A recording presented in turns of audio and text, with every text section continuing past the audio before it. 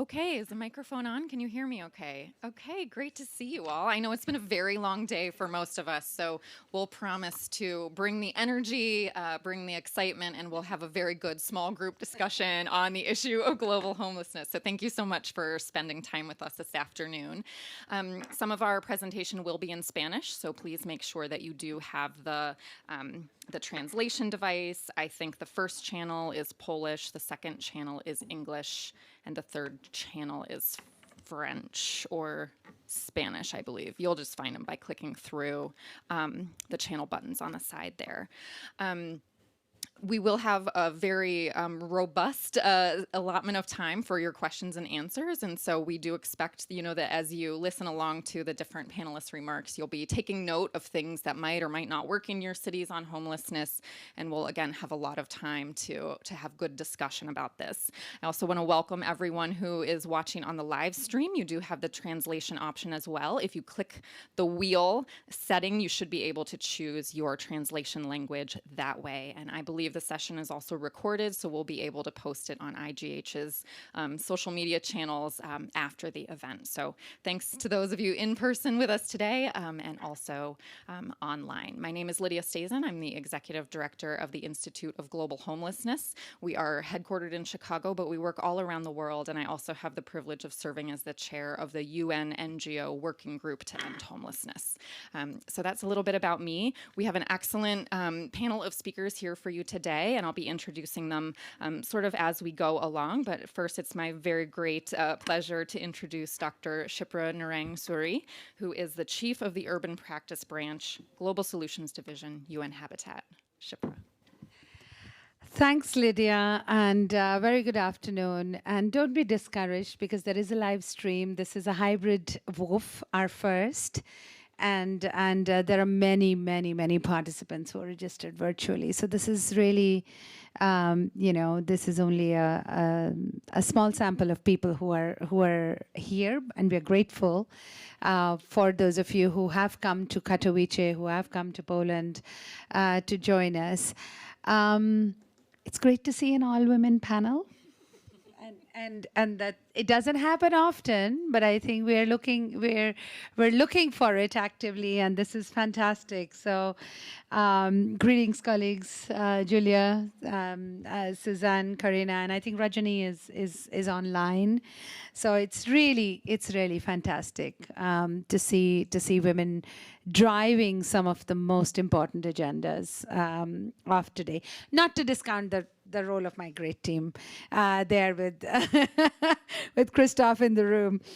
I'd really like to thank the Institute for Global Homelessness for our partnership. Really, how far we have come over the last 3 years since 2019. And I don't think it's a coincidence that we have come this far in this time. I think the pandemic has highlighted and amplified the issue of housing like never before, like we haven't seen in the past 2 decades. UN Habitat has housing at the core of its DNA in its first mandate, adequate shelter for all. But for many years, I would say almost decades, the issue of housing was diluted and somehow marginal to the development discourse. And I think it has bubbled up to the top because of the pandemic. Because so many more people have lost their homes, because we have realized that you cannot contain a pandemic if people don't have adequate housing, they don't have water sanitation, they don't have social place to distance socially, they don't have access to public space. These are all the elements of adequate housing that we talk about. And the issue of homelessness within that has bubbled even further up to the top of the agenda. This is, for us, it is really not about the lack of a physical dwelling, a roof over your head. It is this endless self-perpetuating cycle of poverty and exclusion and discrimination that is illustrated by homelessness. it's at the center of that self-perpetuating cycle, but it's also an exemplar of that cycle. We are not able to break people out of it. People who lose their homes are uprooted, they lose their social connections, they lose their social capital, they lose their access to healthcare and potentially lose their jobs, and then they can no longer access housing, and then they fall downward and deeper into that spiral. So for us, it's really a precondition to realizing the Agenda 2030, the Sustainable Development Goals, the implementation of the New Urban Agenda. For me, it's really at the heart of the issue. It's also not a pure monodimensional issue. It really it's a human rights issue. It sits at the intersection of multiple dimensions: public health, housing, affordability, mental health, domestic violence, systemic discrimination and exclusion, unemployment.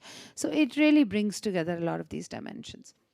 The other thing that we have come a long way on, I think, and with your advocacy particularly, and everybody around this table who are real champions, is to shift the narrative from homelessness being a failure of an individual to a failure of society. We have to stop.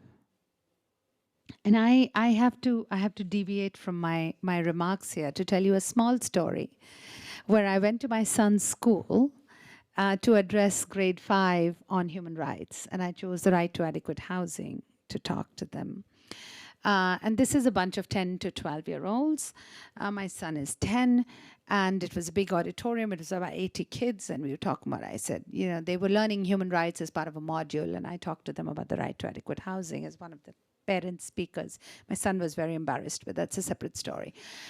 So I said to them, these are kids, and I said, so I showed them pictures of how children are living and I showed them pictures I showed them a picture of a homeless person.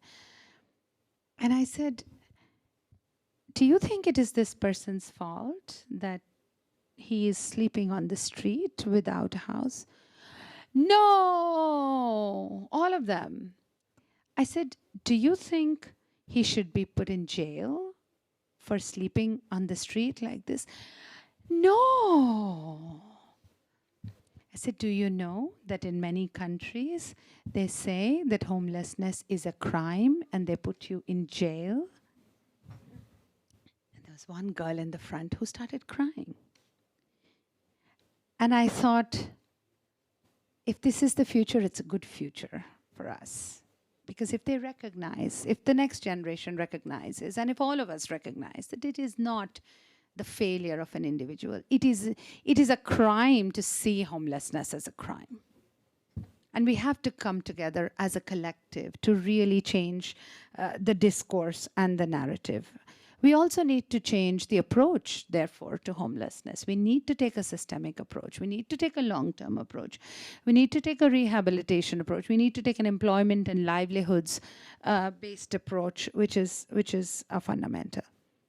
It's not as if it cannot be solved. And I think that's the other point that I want to make today, that it's not we should not be intimidated by the challenge, the complexity of the challenge, the multidimensional nature of the challenge of homelessness. It can be addressed, and that's why the Vanguard cities are so important. They are showing us the way. So many local authorities are showing us the way on how they are the frontline responders, but how they're also the systemic responders to the crisis of homelessness, and how it's all our responsibility, all of us, the UN, the NGO world, the civil society, the foundations, to actually support them in their quest, really, of addressing homelessness as a well-being question, as a health question, as a social cohesion question. We are also at. I would also like to just say that the window of opportunity is small. It's not every crisis is an opportunity, or some such thing was said a very long time ago. But the window of opportunity that a crisis opens is actually small. If we don't address this question now, we don't make use of this opportunity now, I think A, the window will close, and B, we are at risk of losing the good measures that were instituted at the time of the pandemic towards preventing homelessness. They will be rolled back. We're already seeing a rollback. There was a moratorium on evictions. It's being removed. There was a stay on rental payments, a sort of suspension of mortgage repayments or rental payments. It's being rolled back. Not that the economy has picked up, but these measures are already at risk. So we really need to make use, I would say, of the small window of opportunity we have. I will just very briefly mention, because you know it all, that the UN General Assembly in its 76th session actually passed a resolution on homelessness. It talked about, it was sponsored by 4 or 5 member states, but adopted unanimously, which means that there is a recognition at the highest level in the UN, and there is a mandate now to work on homelessness, which helps our work, that we are doing collectively. We are a member state-driven body, and unless we get that kind of mandate, we can only push so far and not more. So we are really happy that it gives us the mandate. The resolution, which our team, helped craft in so many ways, really talks about collaborative action on homelessness. National governments should work with local stakeholders and with local governments. And I think this whole multi-level governance approach to homelessness will be crucial in making sure that what we introduce is sustained and institutionalized and is not rolled back by one incoming administration or another, whether at national level or local level. So there we are. That's sort of my initial thoughts. Thank you for the opportunity to share some thoughts on this. We're happy to accompany you on this journey from UN Habitat. I'm very committed to supporting this process. My team is absolutely dedicated. You work very closely with them, and we want to see it through, and we will stay the course in this process of transformative change towards fulfilling the right to adequate housing for all. Thank you. Thank you. We couldn't ask for better partners in the work. And I know you aren't able to stay the whole time. You're a very busy woman, so feel free to leave when you do need to. So I'm just going to share also a few framing remarks. So the first thing that we do at IGH when we start off any conversation about homelessness is to define our terms. What is homelessness? And globally, there are many accurate answers to this question. And so several years ago, IGH worked with a team of researchers, including Suzanne Fitzpatrick, who's with us today, to create a global framework for defining homelessness. This tool, built on many years of previous work, combines many definitions and experiences of homelessness into 3 primary categories, which you can see at the top of the screen in green. So these top-level categories of homelessness exist in every country in the world, although the particular manifestation of what that looks like may vary by context and culture. So for example, our colleagues in Rijeka, Croatia might say that they don't have street homelessness because people who are homeless in Rijeka live in abandoned and decrepit buildings. And so again, it's very important for us to acknowledge that there is difference in the types of experience. But again, those top-level tiers are common across all countries. And it is these top-level tiers that have been included in the 2 UN resolutions on homelessness, the one through ECOSOC in June 2020, and the one that Shipra mentioned through the General Assembly in 2021. So the United Nations, again, through these resolutions, is recognizing that top tier as a description of homelessness. And so we use this tool as a common framework for quickly describing and understanding what we mean when we say homelessness, so that we can stop talking about it endlessly and actually do something about it. So what is IGH doing about homelessness? We use the tagline, "See it, solve it, share it," to describe what we do. And that first category, see it, focuses on our effort to have homelessness defined and then measured. Definitions answer what the problem is that we are trying to solve, and measurement answers what the scope of the problem is. So we partner with local and national governments around the world to help them define and measure homelessness in their contexts. And the goal is to one day have all governments measuring in ways that allow them to make better decisions about investing in practices that work to end homelessness. We also are conscious that behind every number is a person who is experiencing the trauma of homelessness, and every day that we live with homelessness present in our communities is a day that we are failing them. So the second category, Solve It, describes our Vanguard Cities program. My colleague Julia and our partners here today from Santiago de Chile and Bengaluru, India, will share much more about this category, so I'm not going to go into it now, except to say that all of our work is deeply informed by this on-the-ground field work, and it is the most important part of our work because this is where we are truly ending homelessness for our neighbors.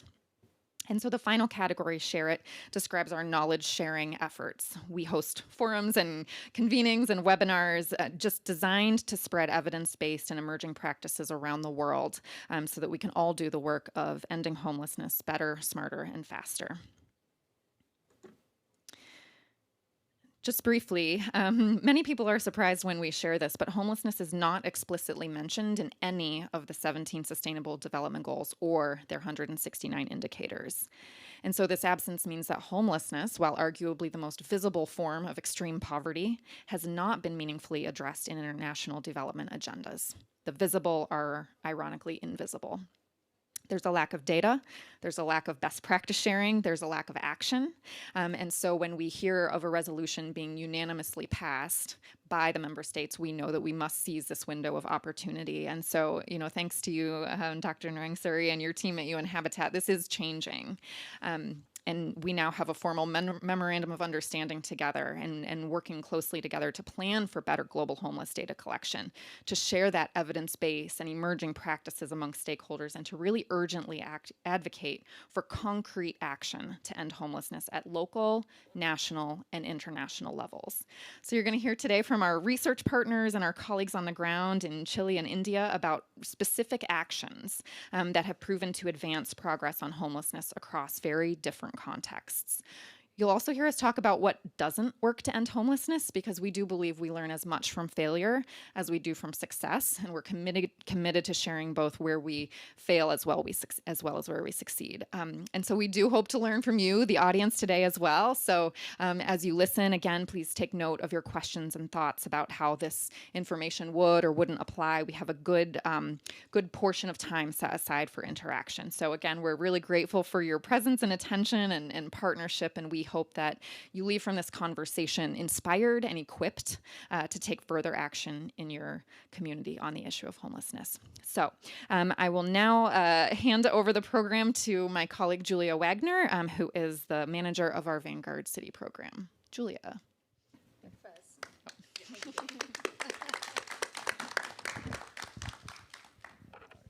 It's already on. Yeah. Can you pass the? Thank you.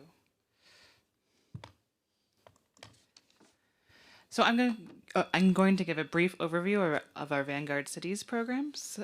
So we work across 6 continents, including Edmonton, Chicago, and Little Rock in North America, Santiago, Chile, where Karina, our partner, is here, Montevideo, Uruguay, Glasgow and Greater Manchester in Scotland and in the UK, Brussels and Rijeka in Europe, and then Tshwane in South Africa, Bengaluru, India, and Rajani, our partner, is on hybrid, and then Adelaide and Sydney in Australia. And across all of these cities, we work with both governments and with civil society, because as Shipra said, you need a whole of government response and you need all of civil society working together to address homelessness. And so when each Vanguard city signed up, they signed up for a motivating goal to end homelessness or reduce homelessness according to their context. So they used IGH's definitional framework of homelessness to understand what categories they want to address in the program. And then they set a goal to either reduce homelessness end street sleeping, rough sleeping, or reduce it in certain hotspot neighborhoods. And then we work with the cities to measure homelessness according to their context. Some cities use a street count. Some cities use administrative data, so they collect assessments and then they load that into a database to understand different aspects of health information and different drivers. And then they conducted it with a baseline to inform our evaluation study. And then due to COVID, some cities were not able to complete an end-line data, but they are currently working on street counts. And then one of the hallmarks of our program is a global knowledge exchange. And so we have webinars, we have one-on-one exchanges where, we had an exchange where Bengaluru, India talked with our colleagues in Greater Manchester about how they've really worked their shelter program to end rough sleeping in their city. And then we have our annual Vanguard City Summit where we bring all of the cities together to really share and come together and to solidify the movement to end homelessness. And in each city, we focus on solutions to end homelessness and systems change, and so that means going to different stakeholders and really addressing any barriers, any key challenges, and really listening to the city because they are the experts in this case, and holding any meetings we can and really informing plans. And then, through this program and through, our different networks, we work with different alliances across the world, and we have a great partnership with UN Habitat. We were able to put a global and a local spotlight on the wonderful work that's happening in the cities and really to kind of share that in each of the cities, they have innovations and solutions to end homelessness that, can be captured and adapted in other cities. And so with each of the cities, we found that there's four key themes that have helped them make progress.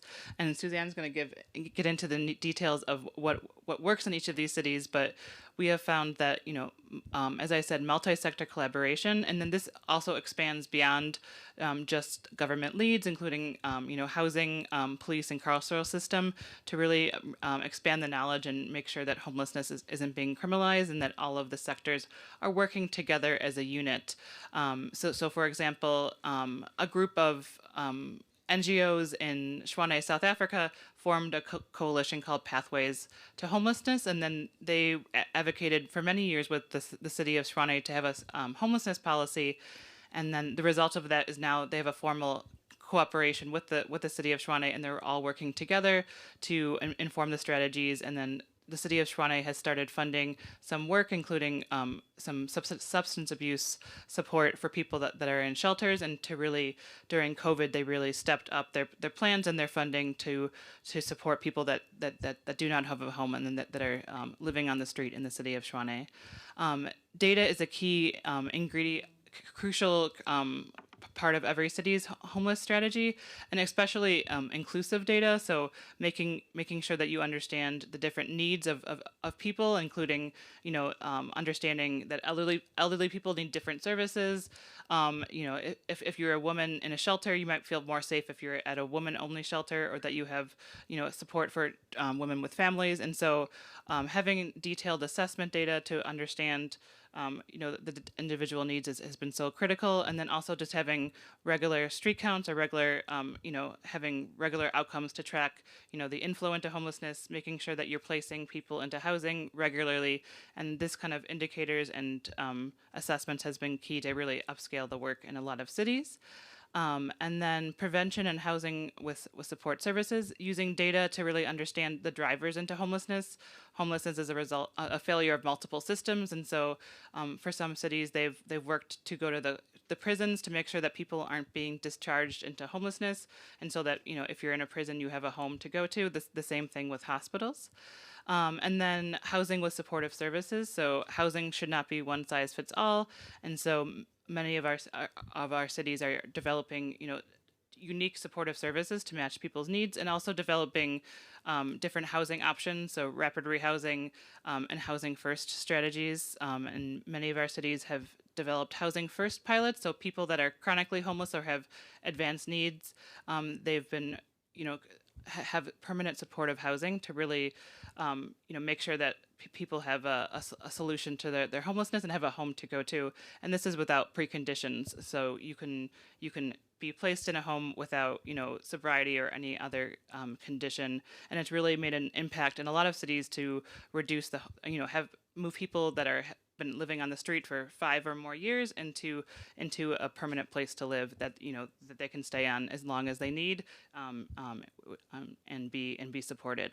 And then finally, equity and inclusion. That's a theme through every one of these. Racism and discrimination is one of the key drivers into homelessness, and we found that in all of the cities in different ways this has impacted the populations. We are based in Chicago, and it's a visible, racism is a visible driver into homelessness, but we also have found it in different cities, and different cities are constantly improving the ways that they address this and trying to do better. For example, Greater Manchester, they have an equity framework.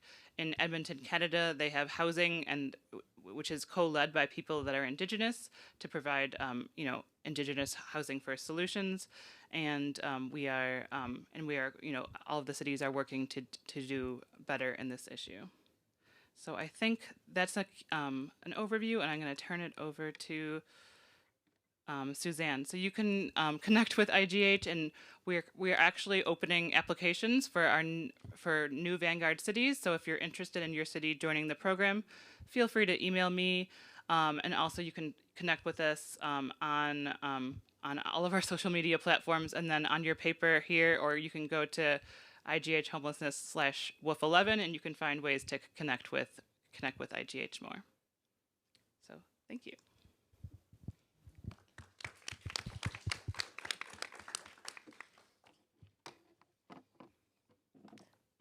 Thank you very much. My name's Suzanne Fitzpatrick, and I was one of I led a research team which was commissioned to undertake an independent evaluation of the Vanguard City programme, and I want to share with you today just some of the key overarching findings of the study. I should say it was funded by the Oak Foundation, which is a charity which works across a range of countries, focused on all sorts of topics, but has made a really important set of investments around homelessness service provision. So they funded the study, but we worked very much in partnership with our colleagues at IGH. As Lydia and Julie have already introduced the Vanguard City programme, I'm going to cut straight to the methods and the findings of our evaluation. We had twin aims in the evaluation. One was to monitor progress in terms of reduction of street homelessness. In other words, whether the cities had met the targets that they had set themselves to reduce or indeed eradicate street homelessness. But just as importantly, we wanted to evaluate what works and what doesn't work, as Lydia said, in actually achieving any success that we could identify across the 13 Vanguard cities. The main evaluation methods that we used were key informed interviews with well-placed stakeholders in each of the 13 cities, but also crucially focus group discussions with frontline workers, with people who were actually delivering these services in the cities. And we did 2 rounds of field work. We interviewed people throughout 2020 and again in early 2021, bearing in mind that the targets that the cities set themselves were to reduce or eliminate street homelessness by the end of 2020. So we interviewed people while they were sort of en route to this target, and also after the target was hopefully met. So I'll obviously say a bit more about what we actually found with respect to that in a moment. I should also say that we commissioned local researchers in most of the 13 cities to actually gather the data for us, and myself and colleagues analysed it. Now, as it's already been outlined, this is an extraordinarily diverse set of cities ranging across all 6 continents. This is the first ever global study that we're aware of. I'm pretty sure it is the first ever global study of street homelessness that actually covers all of the continents. And most international research on homelessness to date has tended to focus within Europe, where the European Commission has funded various pieces of work, or in particular countries, or perhaps covering North America, Europe and Australia. But this is the first study that's been conducted that actually includes both the Global South and the Global North. So it's an important step forward to have the opportunity to gather this data from such a diverse set of contexts. And while obviously that created a lot of challenges in the research, doing studies in such very different places, I think what the research team were struck by more than anything was the level of commonality in what was required to actually end street homelessness. So I want to start by saying a little bit, very briefly, about the extent to which the cities actually met the targets that they set themselves, or indeed made progress towards them. Out of the 13 cities, 2 cities, Sydney and Glasgow, fully met the targets that they set themselves for the end of 2020. But 3 other cities, Greater Manchester, Adelaide in Australia, and Montevideo in Uruguay, made very significant and impressive progress, although they didn't quite meet the goal that they set. It was particularly impressive in Greater Manchester in the UK, who'd set themselves the goal. I think it was the only city that set the goal of completely ending street homelessness. They didn't do that, but they brought about a very impressive 52% reduction in the overall numbers of people on the streets. But there was also creditable progress made in Adelaide and Montevideo as well. Out of the 13 cities, there was only one, Edmonton in Canada, where there was actually an increase above the baseline during the Vanguard City programme. And maybe we can come back in questions to why that happened. And the remaining 7 cities, for various reasons, a lack of data availability means we can't be sure whether targets were met. But we do have indications of positive progress in various ways, certainly in Shwani in South Africa, that's the case, also in Santiago, that we'll be hearing a little bit more about, and in some other places as well. But the data wasn't sufficient for us to determine one way or another whether the targets were met. But overall, in around half the cities, there was pretty robust evidence of progress having been made, with those 2 cities having met their targets.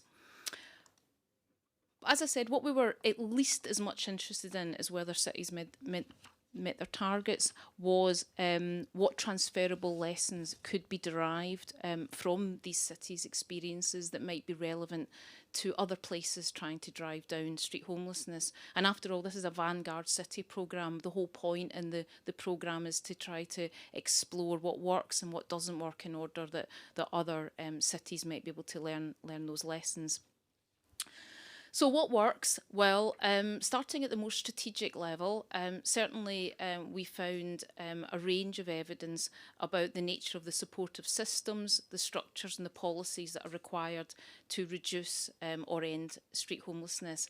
And of course, it is impossible to talk about this without talking about resources. And across those 13 cities, we had some resource-rich contexts. In other words, there was quite a lot of money and other resources available to tackle street homelessness, and also resource-poor settings. I'd like to stress, however, that the resource-poor settings were not only in the Global South, although certainly those cities did struggle with resources, but also in the Global North. Places like Little Rock in the United States and Rijeka in Croatia really were very resource-poor settings as well.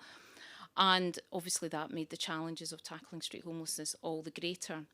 But one of the key findings of our study is this isn't just about money. You can have cities which are wealthy, like Brussels, for example, that made very little progress indeed because there are other challenges, and indeed cities where resources were tight, but they were making good use of those resources. So there's plenty of other characteristics of the approach that are relevant.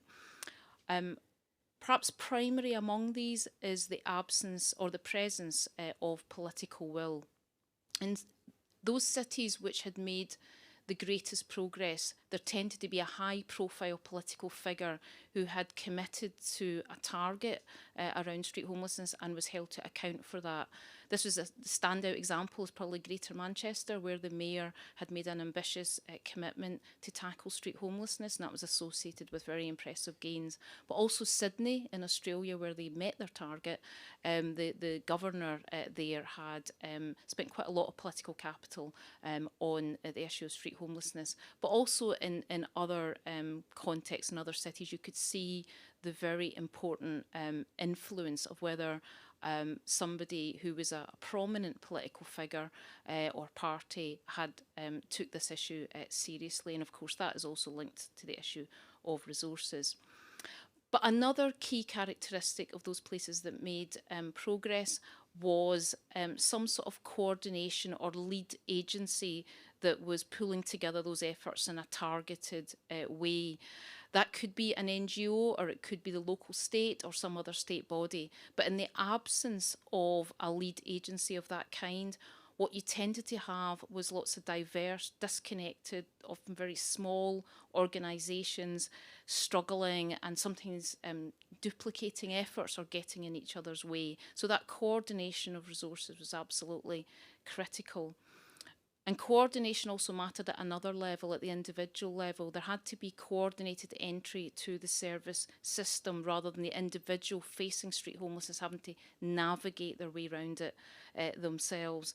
This was also very important in terms of fairness and transparency of service systems and ensuring the best allocation of resources. So coordination was very, very important at two levels, at the strategic level and also the individual level of accessing services.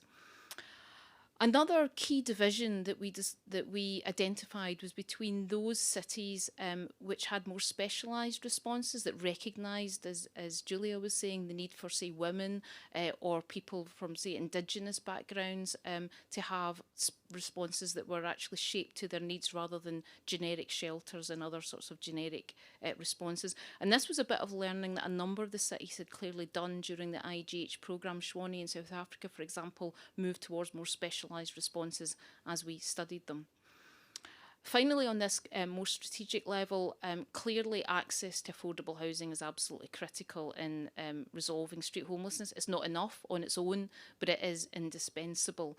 And obviously there's other sessions at this event talking about access to affordable housing.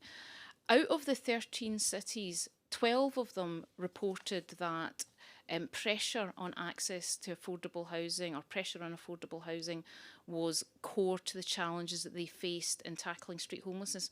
The one exception was my home city of Glasgow, where it was widely reported and accepted, really, that there wasn't a problem of absolute supply shortage of affordable housing. There's plenty of affordable housing in Glasgow, but there were problems of process and bureaucracy problems with homeless people accessing that housing. Elsewhere, in cities rich and poor, for various and sometimes very different reasons, there were problems in accessing affordable housing.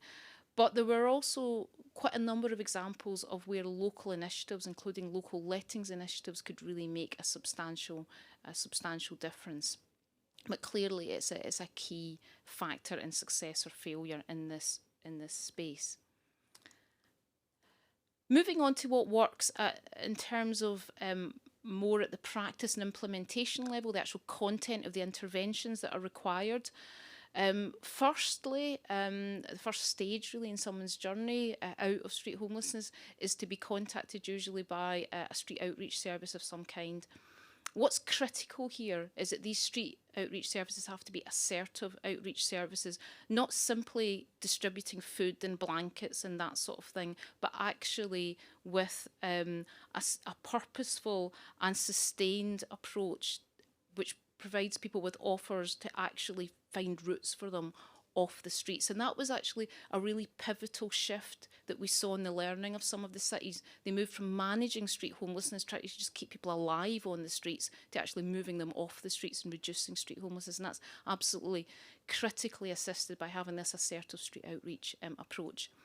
Those street outreach workers can only do their job properly if they can back up this approach to people with a decent emergency accommodation offer. And what that doesn't mean is a large very often insanitary or unsafe communal shelter, but actually somewhere that is safe and decent for people to move into on an emergency basis. And ideally then accessing, having rapid access to more settled housing thereafter, with the support that they require to actually sustain that housing. And this varied between the cities, but certainly in all cities there are street homeless people who have very complex support needs associated with mental health issues, perhaps drug and alcohol issues and so on. But there are many other people also who find themselves street homeless because they are, say, migrants from rural areas into cities, for example, who may not have those additional needs. But where people have those needs, there is a requirement for support as well as for housing. Access to mental health and other support services was an issue in all 13 of the cities. Particularly mental health services were very, very difficult for people to access, particularly homeless people to access in many cases, with issues that, you know, in many instances, the population in general struggled to access mental health services, but there were additional barriers for those who were homeless. So, having covered what works at a strategic level and at a sort of intervention level, as Lydia mentioned, what's absolutely crucial is to stop doing what doesn't work. And unfortunately, so much of the current practice on street homelessness across the global north as well as the global south focuses mainly on doing things that don't work. And the frontline response in most cities is to rely on large communal shelters for street homeless people. These are always undignified, very often unsafe and inhumane, and almost never have any kind of preventative function, and very rarely provide an onward route to more appropriate and settled housing for people. If a city is using communal shelters as its main response to street homelessness, it's limiting its ambition to managing street homelessness rather than eradicating or reducing it. This is a key problem. In many places, certainly not all of the cities, but in some of the cities, there was a very weak or even absent state response. So the local state and the national state was not present, was not proactively addressing street homelessness. And into that vacuum often steps committed individuals and very often faith groups. If the state isn't providing services, then the faith groups and religious communities often step up. They operate in different ways, different faith groups operate in different ways, but very often this brought very significant problems of its own. For certain denominations, there's a very heavy focus on abstinence-based interventions, and high conditionality thresholds are set. People have to be sober and so on to access services, and a rejection of evidence-based harm reduction models. Interestingly, COVID gave an opportunity in Shwani in South Africa, for example, to sidestep the objections of the faith groups to the use of harm reduction interventions, and the state took a more proactive approach, and the success of that has meant that those harm reduction approaches have been sustained, at least to date. Other issues can be, of course, overt religiosity of these groups can be very off-putting for some people facing street homelessness. Good example is in Edmonton in Canada, where 60% of people experiencing street homelessness are from Indigenous communities, but the services are overwhelmingly Christian and very often very overtly Christian in their orientation, which is not very culturally sensitive, to say the least. So there's a number of issues in terms of the absence of the state and the over-dependence on faith communities. One particularly damaging response that sometimes the state does engage in is aggressive enforcement, and we've already heard about this in this session. This is more common in North America and in the global south. It's very, it's fairly uncommon in Europe and in Australia, where the police are more often constructive partners in trying to address street homelessness. But, you know, aggressively taking people off the streets, arresting them, throwing them in prison, closing down encampments, seizing people's belongings and so on. This is very common in a lot of cities, and is obviously very destructive to the well-being of people who are already in a desperate situation, and counterproductive. Another issue which we encountered actually across most of the Vanguard cities was that access to assistance, even with basic humanitarian assistance, could be restricted to those with particular forms of identification documentation. Sometimes this is about people's immigration status, and only citizens were allowed access to certain goods, but very often even national citizens weren't able to access things to which they were entitled if they didn't have particular forms of identification, which can be difficult for homeless people to acquire or to keep. This is an unnecessary barrier. And finally, one of the most disappointing things across a lot of the Vanguard cities was the lack of emphasis on prevention. There was Julia mentioned routes of people leaving prison, leaving hospital and so on. These are obvious routes into homelessness for many people, and yet in many of the cities there was very little, if any, intervention to stop people becoming homeless from those kinds of institutional settings. And this is an area ripe for development, and I think ripe for additional support from IGH to the next round of Vanguard cities. So to conclude, the Vanguard cities are, of course, an extraordinarily diverse set of cities. But as I've tried to capture in this presentation, there was a high degree of continuity in what is needed to reduce and eliminate street homelessness, even though these places are very different. The people affected by street homelessness have a lot in common, and what they fundamentally need is very similar.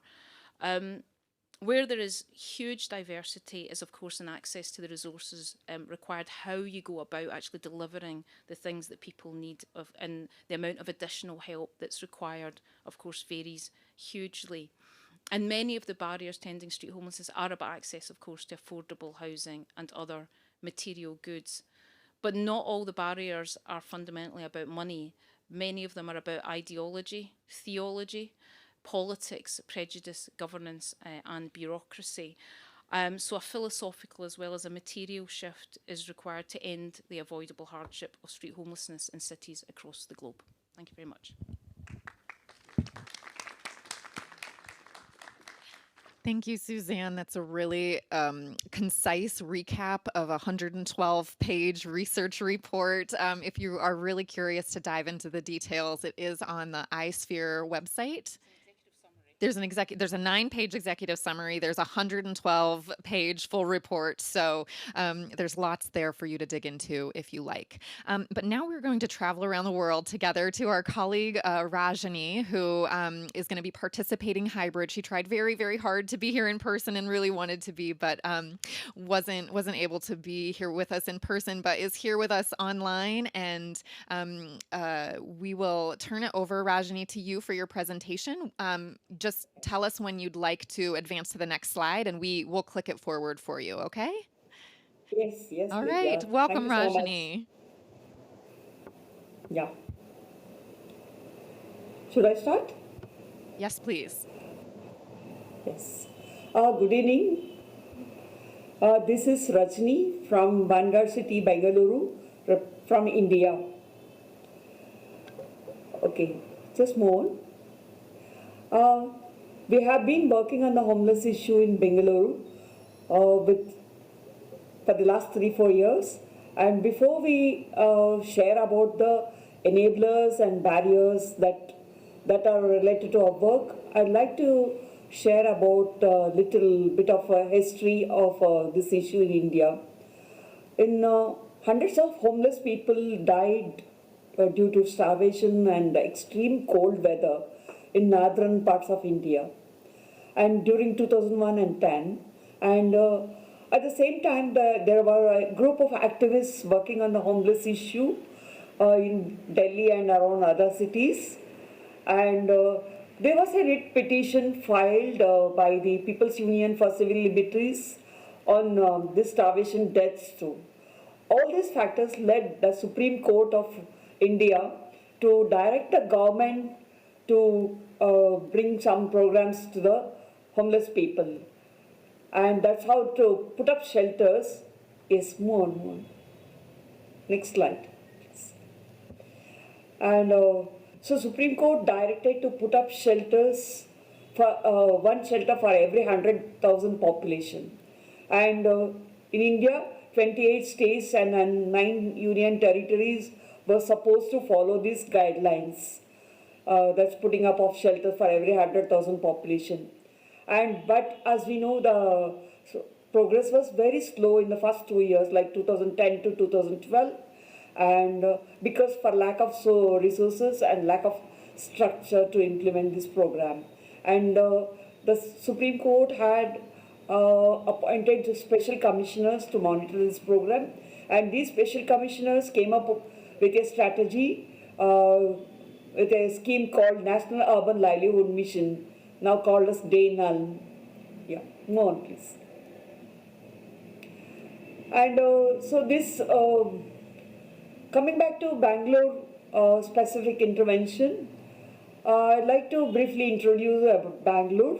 Bangalore is the capital city of Karnataka, an IT hub in India. You all must be knowing that many of the international software companies are based here. It's with a growing infrastructure and the city size. We get a lot of migrants from across India to the city. And the current population, as per 2011 census, now it must have doubled, it's 10 million. And there was a survey done in 2018 about the urban homeless people, and found about 5,200 homeless people in the city. And the city is managed by the local administration called Bruhat Bengaluru Mahanagara Paliki, which manages the program and the welfare section. Yes, move on. And we find two types of homeless here in Bengaluru. We find the type 1 includes the people who live in groups along with families on a rented land and with a specific occupation, with a specific employer, and they live with families. And they are covered from this canvas or tarpaulin sheets. And the type 2 are the individuals who do not have even the tarpaul or canvas sheet over their head and live on the streets individually, and they take up different types of occupation. They won't stick on to a specific occupation. So this is one, so we have been working on these individual homeless people because next move on slide. You can see these individual homeless people who are living in public spaces who live. Yes. These are the type of two individuals, homeless players living on the streets. And the government insists that we work with these people and not with the type 1 because many labor laws are there to take care of that kind of category. So we have been focusing on these individual homeless people who have been about 5,000 and odd in Bengaluru. Yes, next slide please. The enablers for our program is, as I said earlier, the directions of the judiciary and the National Urban Livelihood Mission, which is implemented by the Government of India across all the states. At the state level, the same, there's a state level mission to implement this program. And at the local administration level, that's urban local body, which is part of the state level SULM, they have to establish shelters, provides additional funds, and engaged civil society partners to manage the shelters. These are the government enablers, I should say. Yes, next. These are the key enablers. That's one Supreme Court order, as I said, and the National Urban Livelihood Mission. And also in other thing is, like, still, even in spite of this National Urban Livelihood Mission, the progress on the shelters was very, very slow. Like For example, in Bangalore, we need about 100 shelters. Even after a decade, we had only 9 to 12 shelters. So the People's Union for Civil Liberties, which had filed writ petition with the Supreme Court, filed another writ petition in the state last year and about the slow progress. And this initiated the government to put up another 43 shelters. And totally we will be getting about 85 shelters in the Bangalore city. So the PUCL has been very helpful, I think, with the writ petition as an enabler for this program. And also media, we have been engaging the media effectively to build pressure on the government. And there's one philanthropy called Azim Premji Foundation, which is recently entered into this homeless issue. We have been funding some outreach programs as well as supports of shelters in the state. Yes, next slide, please. And with the Azim Premji Foundation, though there are 43 shelters, these 43 shelters came out recently in the last 3 months. Otherwise, we had only 12 shelters, and out of the 12 shelters, 6 shelters were supported by the Azim Premji Foundation, where these achievements were made. Yes, move on. These are the pictures of the shelters in the city of Bengaluru. Yes. And yeah, a picture of the office and the survey of the homeless. Yes, move on. And these are the dignified life for the rescued persons in the shelters who have been rescued. Yes. And social entitlements that's been facilitated by the shelter staff for the residents of the shelters. Because we know the homeless, the key characteristic of homeless is not having any social entitlements, and so they they are not able to access any of the government schemes. Yes.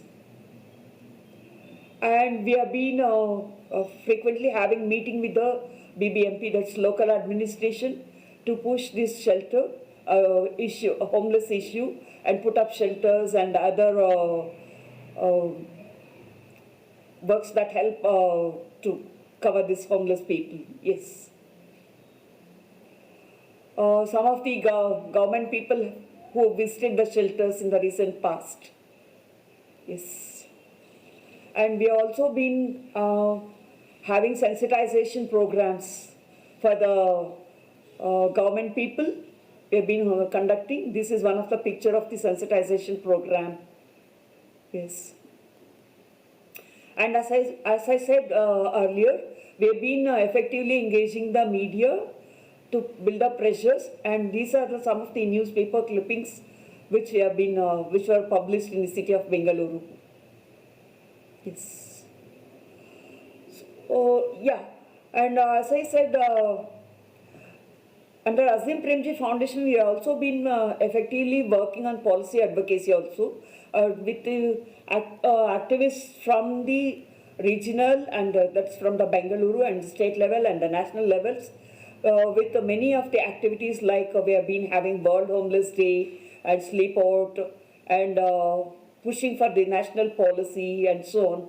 So this activism from the NGOs also has been a key enabler for our work. And I should say that more than enablers, we have key barriers. The first key barrier, I should say, government's reluctance. As I said, though the Supreme Court directed government to put up shelters in 2010, till 2021, we had only 12 shelters when the requirement was 100 shelters. So which shows the reluctance and apathy of the government. And secondly, the census. The homeless people are not counted in the decadal census. So it's poorly planned or not covered. So we are always having an underestimation of the homeless people. And there's no inclusive policy to address different types of homeless people. Like it may be the women, it may be the seasonal migrants, it may be the aged, sick or specially challenged, transgenders, or evicted, or the refugees from floods or natural calamities, and so on. Because the government is not able to understand the needs of these different categories of homeless people. And fourthly, the contribution of the homeless people. These homeless people in India, majority of them come for work and not because of the any drug abuse or any abuses as such. They majorly come for work.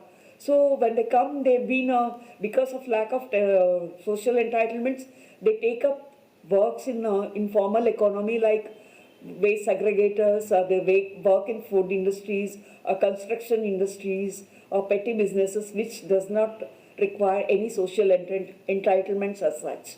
Yes, next slide please. Yeah, next slide. Oh, sorry. Yeah. And also reluctance, see, though there are guidelines from the National Urban Livelihood Mission to create a structure to implement this program, the local government in the city is so reluctant to put up a system or structure. And we, the activists, are always lobbying with the government to put up a system so that the program is effectively implemented in the city. Though the scheme is there, some funds are there, but yet the implementation is very, very poor. And so we have been after the BBMP to put up a structure. And there is some amount of budget from National Urban Livelihood Mission, but the local administration is also supposed to raise funds, which utterly the local administration has failed. And political will. As I said, many of these homeless people do not have social entitlements, including the voter's ID. So when they don't have this voter's identity, the politicians know that they don't get any votes from these people. So they're reluctant to take up this issue and speak in the assembly or assembly. And some of the employers in the formal sectors, they hesitate to take these homeless people without social entitlements. So that's been another barrier for them. And homeless people are often perceived as antisocial elements, because this is, we have experienced when we try to put up some shelters in some of the residential areas, they see that they are antisocial elements and they oppose us to put up the shelters. This is speaking from live example. And we require support from the UNEs that they should introduce a treaty to be signed by all the members of the state to come for a broader definition of homeless, and that census of the homeless should be compulsory, and also national policies should be introduced in all countries, and World Homeless Day should be declared. As of now, World Homeless Day is absurd because it's introduced by some volunteers, but when it's declared by the United Nations, I think we can do more work on this homeless. Either it's with the government or to raise awareness with the public, or to raise funds, resources, and so on. So I request the United Nations to help us in this. And thank you so much. We have annexures to have more details, and there's also a website. I'd be happy to share details. Since I was given 10 minutes, I think I rushed through. I hope I can clarify if any point need clarification. Thank you so much. Thank you, Rajni. Thank you. You're getting a round of applause from the group today. I think we all got a sense of the scope of work that you are leading there in Bengaluru. So thank you for staying up so late at night, your time, to make that presentation for us. We will move to the final presentation from Karina Soto, who is the head of the National Street Office for the Ministry of Social Development and Family for the government of Chile. Karina will be making her presentation in Spanish, so I'll give you a second to put your headset on if you need that, and navigate to the English channel. I need to do that myself. Okay, Karina, over to you. Thank you. Muchas gracias, Lidia. ¿Sí? ¿Todos pueden escuchar bien? Muchas gracias por esta invitación. Yo vengo en representación de un grupo de mujeres que estamos a cargo de un programa que armamos con el IGH que se llama Ciudades de Vanguardia, que llamamos en Chile Barrios Calle Cero y que se funda en una metodología de soluciones de vivienda primero.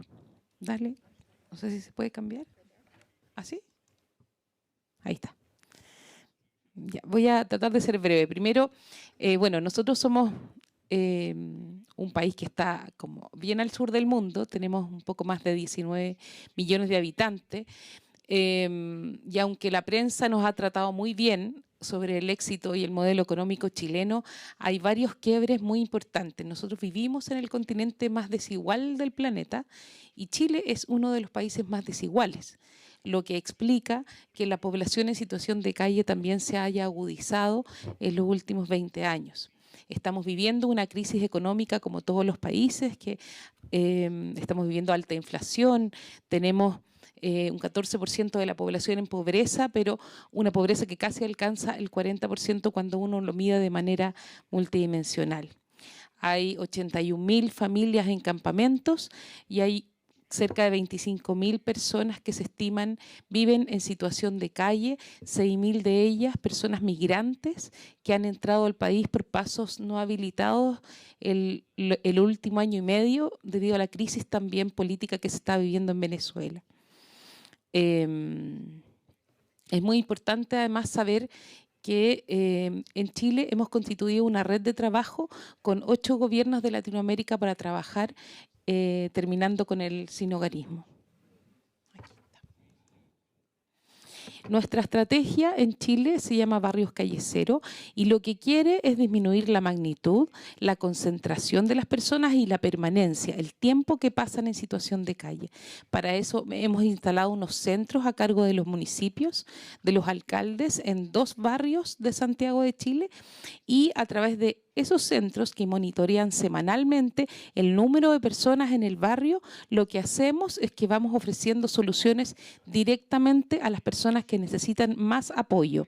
Que en el grupo de Chile las personas que necesitan más apoyo son las personas mayores de 50 años, que ya tienen un perfil de adultos mayores, de ancianos, y también las personas que llevan más tiempo en calle, las personas que llevan más de 5 años en calle. ¿Ya? Han sido con ellas las metas que hemos definido con el IGH para bajar estos índices en los lugares. Este programa lo implementamos a principios del 2019 con las dificultades que tuvo también la pandemia y hoy día hay 255 personas fuera de la calle que se han mantenido en sus viviendas. Yo les voy a contar un poco de las aciertos y de las barreras que hemos tenido. Cómo hemos implementado un Housing First en Chile con una economía que no es de un país del primer mundo, con un Estado muy presionado por los gastos sociales que hemos tenido que vivir en la pandemia y además con un mercado de la vivienda totalmente liberalizado, con precios que son exorbitantes, con ciudades segregadas. ¿Cómo hemos hecho esto en conjunto con otros países? ¿Ya? ¿Qué es importante decir? Que este programa es la instalación de un nuevo paradigma, ¿ya? Promover el derecho a la vivienda en nuestras sociedades latinoamericanas ha sido cambiar el paradigma, es decir, las personas no se tienen que ganar el derecho a vivir en una vivienda.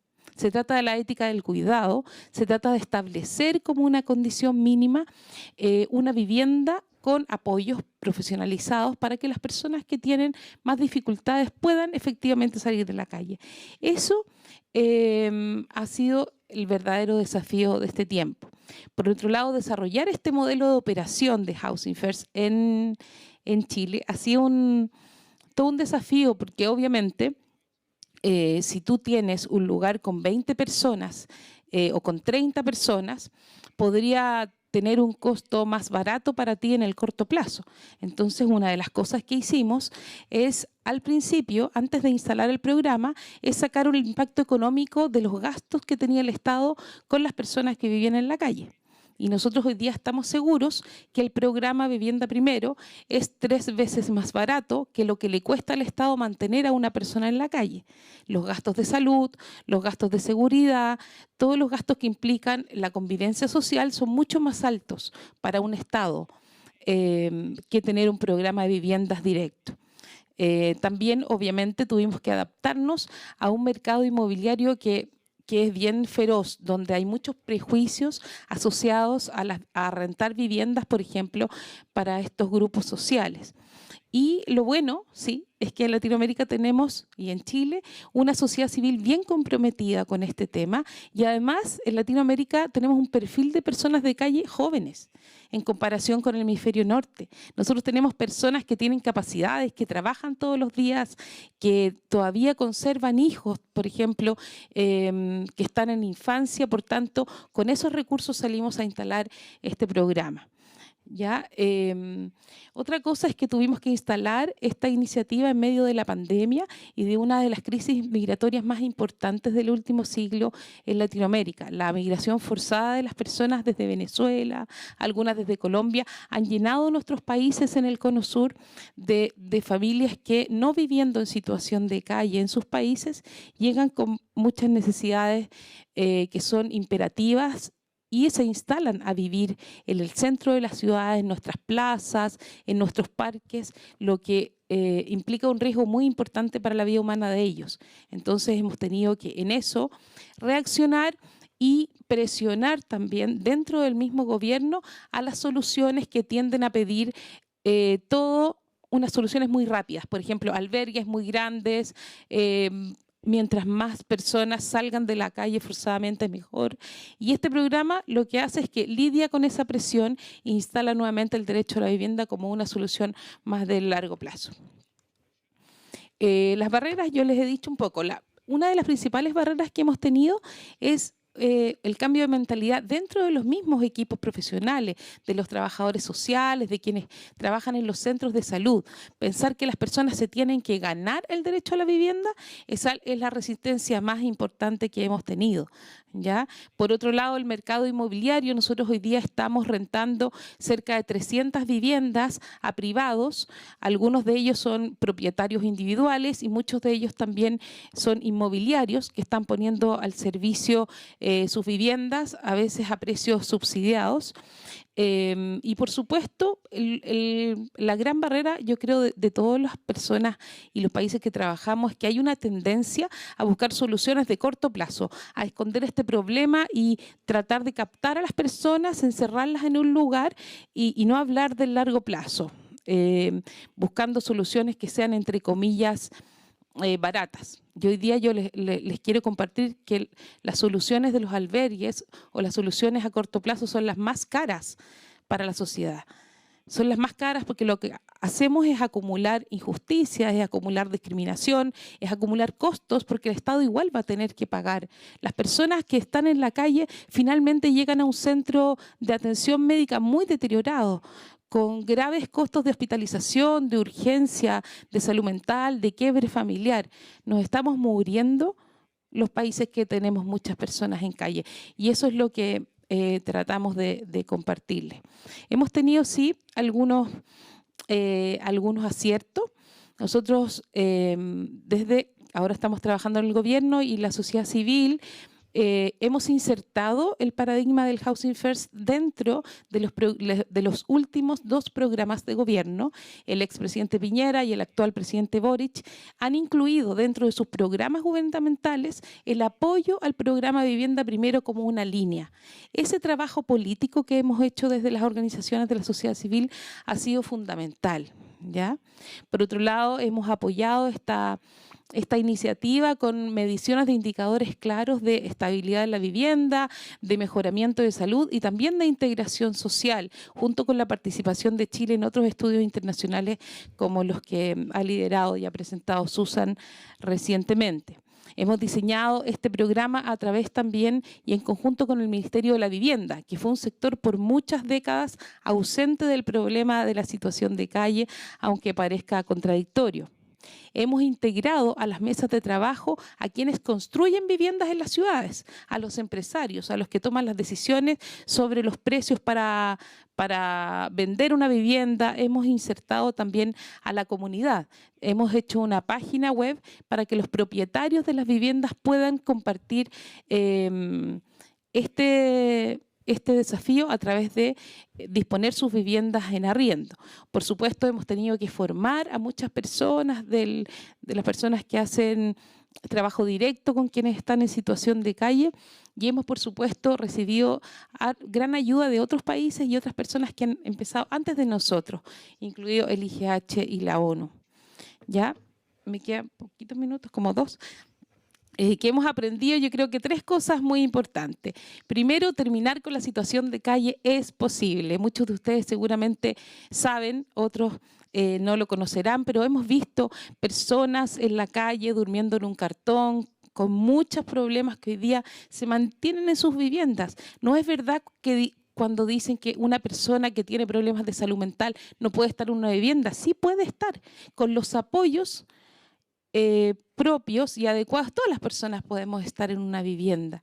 El 91% de las personas se han mantenido hace 4 años en sus viviendas, ¿ya? Otra cosa que hemos aprendido es a comprometer ciudadanos. Esta tarea no se hace solamente porque el gobierno de Chile ponga recursos para instalar una vivienda. Se hace porque una comunidad reciba a un vecino en su edificio. Se hace porque un carabinero otorga una opción de alojamiento y no lo lleva a la cárcel. Se hace porque un ciudadano da una alerta cuando ve un adulto mayor enfermo en la calle. Se hace con el compromiso de todas las personas para compartir un cambio de visión y no solamente las llaves de una vivienda, ¿ya? Por tanto, nosotros sí hemos invertido tiempo en que las comunidades que integran las personas que viven sean parte también de la solución. Y lo otro, que parece como contradictorio, pero hemos trabajado, es que hemos integrado los errores en la planificación. Le hemos dicho a nuestras autoridades, nosotros nos podemos equivocar. Hay personas que van a salir de las viviendas, hay personas que van a morir en las viviendas porque han estado mucho tiempo resistiendo en la calle. Hay personas que van a tener problemas con los vecinos, ¿ya? Y incluir esos errores o esas fallas en el proceso es muy importante, porque las personas en situación de calle, el fenómeno de la situación de calle es muy complejo para creer solamente que una llave lo va a solucionar. Nosotros decimos que las murallas no hacen milagros. Tenemos que establecer un sistema de inclusión dentro de las comunidades para que eso resulte. Bueno, y 3 cosas muy breves. Una, que nosotros somos en Chile puras mujeres que trabajamos en esto, pero bueno, el problema es muy masculino en todo el mundo. Y lo que hemos descubierto es que nuestros hombres, que son la mayoría, de las 503 personas hay como 480 hombres. Esos hombres también afectados por todo el paradigma patriarcal, no han podido reunirse con sus hijos desde que no tienen ingresos. Y cuando ellos vuelven a tener una casa, vuelven entonces a sentirse con el ánimo de vincularse con sus hijos. Y han vuelto a vincularse con sus hijos y ahí hay una dimensión de género que hemos podido tratar, ¿ya? Lo otro que ha sido muy importante es que hemos apoyado los procesos para poder volver a la casa interior. Hemos tenido que trabajar procesos emocionales durante la pandemia, que teníamos que golpearles la puerta para entregarles los alimentos e irnos.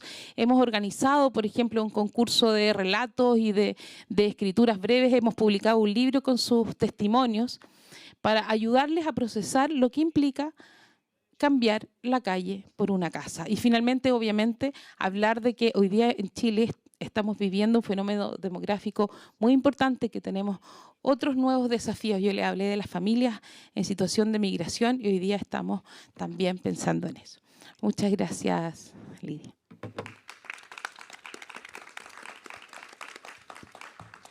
Thank you, Karina. So I think you have heard some very interesting things from around the world. You have heard literally all of us talk about failures, mistakes, barriers, as well as our successes. So clearly it's a panel of people very willing to share what we have learned. And so now we have a few minutes for questions. We've already got one in the front. I'm going to be the mic runner, I think. You got it, Julia? Okay, great. So we've got 1, 2, keep your hand up. We'll come to, okay, 1, 2, 3 on this side. This side is winning so far, so we'll come to you guys next with questions.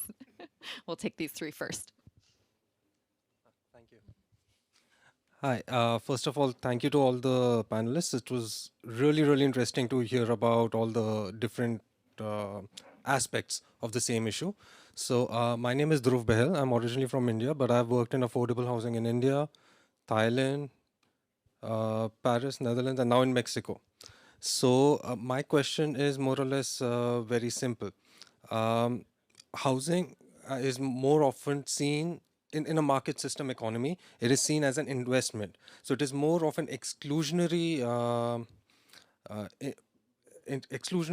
what do you say, like area rather than inclusionary. So now that we're recognizing adequate housing, not just housing, adequate housing as a human right, what changes do you think we can see in all different aspects, like practically, policy-wise, theoretically, like, so my question is for all the people. Great. All Who the wants to panelists. Thank take that one first? You're up, Suzanne. Okay. Access to adequate and affordable housing is absolutely critical to resolving street homelessness, but you know, as Karina and others have said, sometimes more than that is needed, so it's not the full solution for everybody. I think one of the things that I would say the thing I would say is most critically important is that government, particularly central government, I think somebody mentioned that there are national policies on homelessness, I think our colleague from India, national government has to set the tone with not just with policies, but with legal frameworks that prevent discrimination against people who are experiencing homelessness and other associated characteristics. Because one of the issues that we have is even in those countries where you have social housing that should be allocated based on need, you still have discrimination against street homeless people in particular. So even if the housing exists, they can't access it. That requires intervention by government through legal means ideally, but certainly through policy means. It also requires a change of culture on the part of social housing landlords. This is something we heard a lot about in a whole range of the cities. Shwani in South Africa, for example, it was a big theme, as well as in a number of the European cities. But also it shows that where a social landlord takes seriously their responsibilities to homeless people, it can make a massive difference. We heard in several cities about local lettings policies, because it depends which city you're talking about, but in many cities the actual numbers of people is not huge. It doesn't make a huge impact on the housing market to rehouse street homeless people, but they are an extremely vulnerable and sort of extremely visible manifestation, as Lydia said, of poverty. So I think government and social landlords are very important, and private landlords are obviously important as well, but they have to be required to through legal and policy means. Great. Let's go to the second question. I know we're running low on time. Hi, thank you for the great presentation and the passion that I sensed in all of your voices and things you said. I'm Faten Kikano. I'm a researcher. I'm working in a research center in partnership with Architecture Sans Frontières Québec, Architecture Without Borders Québec, on homelessness. My specialization is on refugee spaces, so I'm here to learn from you. And my question for you is, well, I come from a city, Montreal, where despite the efforts, despite the number of organizations, despite the implication of this city, the number of homeless people keeps growing and growing. And there is large representation of indigenous communities, which is heartbreaking. So my question for you, what is your greatest challenge? Is it the lack of commitment of governments that adopt temporary solutions just to make those populations invisible?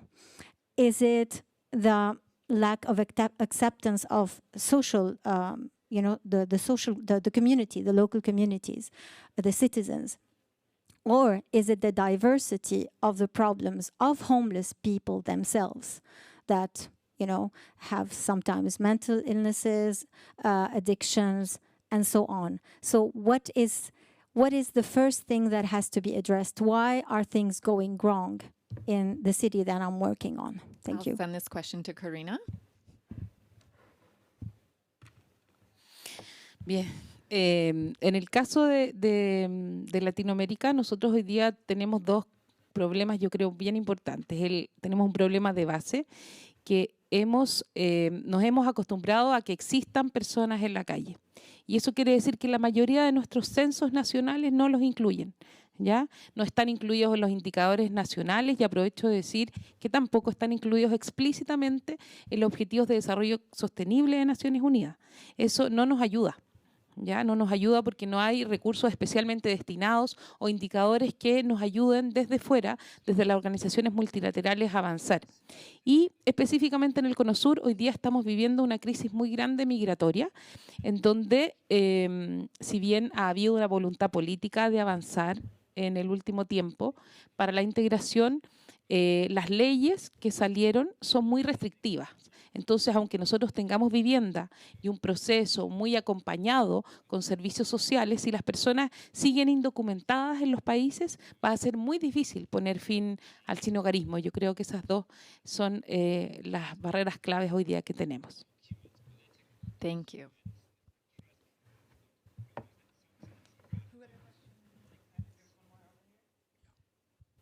Yes, final question. Thanks very much for some great presentations. Very interesting stuff. Can I pick up on the points that have been made about the unpopularity of homeless people, which was very apparent in the India case? Unpopular group, politically disadvantageous to do anything about them or for them, and Karina also urged us to activate society and change mentality. So how can homeless people be made a more popular aspect of social policy? And would inclusion of homelessness as in the SDGs or in some of the actions around the SDGs help with that? Rajani, are you still online with us?